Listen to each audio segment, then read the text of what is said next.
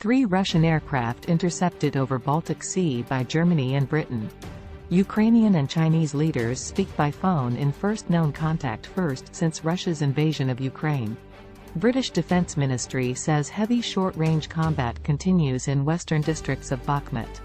Russian opposition former mayor on trial over Ukraine criticism. Ukrainian President Volodymyr Zelenskyy said he had a long and meaningful phone call with Chinese leader Xi Jinping on Wednesday, with the two leaders agreeing to send envoys to Beijing and Kyiv in a possible initial move to broker peace talks to end Russia's war against Ukraine. Zelenskyy, in a comment on Twitter, gave no details of his conversation with Xi, his first contact with him since Russia's invasion 14 months ago. But the Ukrainian leader said, "I believe that this call, as well as the appointment of Ukraine's ambassador to China, will give a powerful impetus to the development of our bilateral relations." Chinese state media reported Xi appealed to Zelenskyy for negotiations between Russia and Ukraine, warning, "There is no winner in a nuclear war." State TV said Xi's government would send a special representative to Ukraine for talks about a possible political settlement. Negotiation is the only viable way out, State TV said in a report on Xi's comments to Zelenskyy.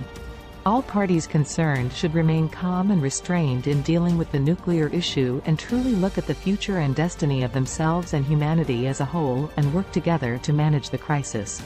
China has attempted to appear neutral on the Russian invasion, in February proposing a ceasefire and peace talks. But Beijing has also refused to condemn Russia's invasion or call for Moscow to withdraw its troops from Ukraine, including Crimea, which Russia illegally annexed in 2014. Zelenskyy has repeatedly said his government will not engage in peace talks until Moscow withdraws its troops from all of Ukraine. Chinese state media quoted Xi as telling Zelenskyy, "Amid the current rise of reasonable thinking and voices from all sides, we should seize the opportunity to build up favorable conditions for a political settlement of the crisis." Last month, Xi made a 3-day state visit to Moscow, highlighting Beijing's bid for global leadership. At the end of the talks, Xi and Russian President Vladimir Putin declared their two countries had a no-limits friendship. Since then, Putin has also met at the Kremlin with Chinese defense officials. Russian recon aircraft over Baltic Sea. 3 Russian military reconnaissance aircraft were intercepted in international airspace over the Baltic Sea, the German Air Force reported Wednesday.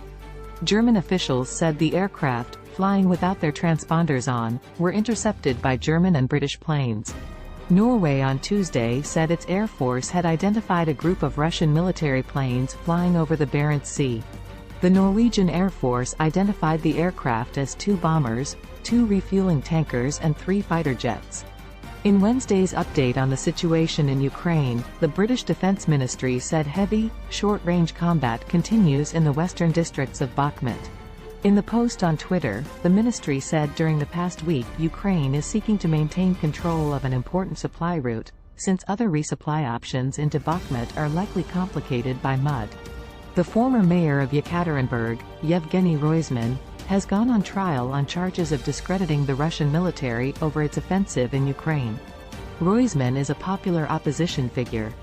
He is the last prominent Kremlin critic who is still in Russia and not in prison. Russian targets. Ukrainian officials said a Russian missile struck a museum in the city of Kupiansk on Tuesday, killing at least 2 people and injuring 10 others. Zelenskyy said Russia is doing all it can to destroy Ukraine's history, culture and its people. Killing Ukrainians with absolutely barbaric methods, Zelenskyy said after the Kupiansk attack. "We have no right to forget about it for a single second. We must and will respond." Zelenskyy said those responsible for committing war crimes will definitely be brought to justice and it will be merciless. Russian forces seized Kupiansk, an important rail hub in northeastern Ukraine, during the early part of the invasion it launched in Ukraine last year. Ukrainian forces took it back in September. Some information in this report came from Associated Press, Agence France Presse and Reuters.